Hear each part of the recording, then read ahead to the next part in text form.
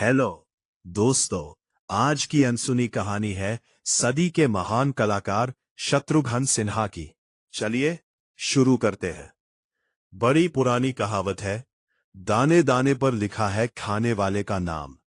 शत्रुघ्न सिन्हा व कालीचरण फिल्म पर ये वाली कहावत एकदम फिट बैठती है। जैसा कि इससे पहले के एक लेख में मैंने बताया था कि कालीचरण के प्रोड्यूसर एन सिप्पी जी राजेश खन्ना को इस फिल्म में लेना चाहते थे, लेकिन व्यस्तताओं की वजह से राजेश खन्ना ने इस फिल्म में काम नहीं किया।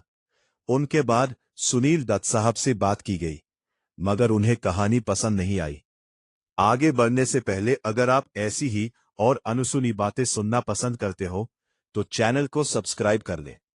उनके बाद फिरोज खान जी से इस फिल्म में काम करने को पूछा गया, पर कुर्बानी फिल्म के चलते उन्होंने भी कालीचरण में काम करने से इनकार कर दिया। तब शत्रुघ्न सिन्हा कालीचरण का हिस्सा बने। हालांकि एन सिप्पी पहले शत्रु जी के नाम पर सहमत नहीं थे, क्योंकि शत्रु जी तब तक विलेन के तौर पर पहचाने जाते थे। लेकिन सुभाष घई साहब के काफी जोर देने पर सिप्पी साहब शत्रु जी को कालीचरण का हीरो लेने के लिए तैयार गए थे। लेकिन सुभाष घई के लिए शत्रुघ्न सिन्हा जी को भी इस फिल्म में लाना कोई कम चुनौतीपूर्ण नहीं रहा था, क्योंकि भले ही शत्रु जी उस वक्त विलेन के रूप में मशहूर थे, लेकिन वो थे एक व्यस्त एक्टर, यानी उनके पास काम की कोई कमी नहीं थी। और वो इतने व्यस्त रहते थे कि उन्हें 3-3 शिफ्टों में काम करना पड़ता था।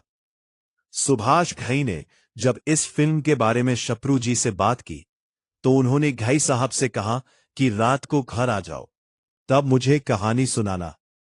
सुभाष घई अपने साथी भरत भल्ला को साथ लेकर शत्रु जी के दिए हुए वक्त पर उनके घर पहुंच गए, लेकिन शत्रु जी तब भी अपने घर पर नहीं आए।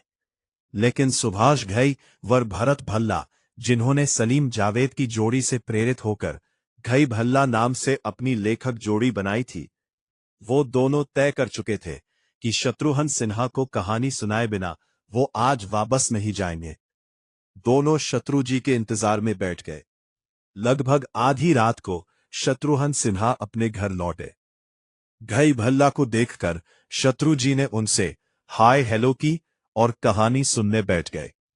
सुभाष घई ने कहानी सुनाना शुरू कर दिया, पर चूंकि पूरे दिन मेहनत करने के बाद शत्रु जी उस वक्त तक बहुत थक चुके थे, तो उन्हें बीच में ही नींद आ गई और कहानी सुनते सुनते ही शत्रुघ्न सिन्हा सो गए।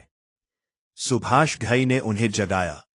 वो जाग तो गए और उन्होंने कहानी पूरी सुनी भी, मगर नींद का खुमार उन पर तब इतना ज्यादा था कि कहानी पर उनका ध्यान था ही नहीं। सो उन्होंने घई भल्ला को टरकाने के लिए कहा कि वो सोचकर जवाब देंगे कि इस फिल्म में काम करेंगे कि नहीं। चूंकि शत्रु जी नींद में थे तो ध्यान से कहानी सुन ही नहीं रहे थे, इसलिए तब उन्हें कहानी बहुत खास पसंद भी नहीं आई। मन ही मन वो फैसला कर चुके थे कि वो इस फिल्म में काम नहीं करेंगे।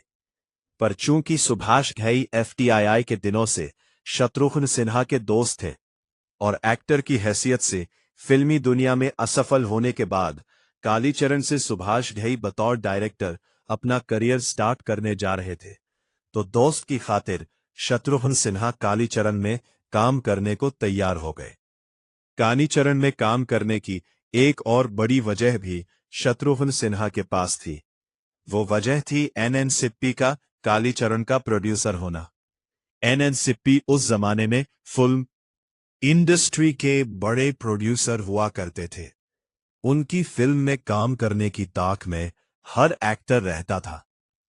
एन सिप्पी की फिल्म छोड़ना उन दिनों किसी एक्टर द्वारा की गई बहुत बड़ी बेवकूफी समझी जाती थी। आखिरकार शत्रुघ्न सिन्हा जी ने कालीचरण साइन कर ली और शूटिंग व प्रोडक्शन पूरा होने के बाद जब कालीचरण रिलीज हुई तो बड़ी हिट साबित हुई। बतौर सोलो हीरो शत्रुघ्न सिन्हा की पहली सुपरहिट फिल्म रही कालीचरण। मिलते हैं अगली कोई और दिलचस्प अनसुनी कहानी में। जय हिंद।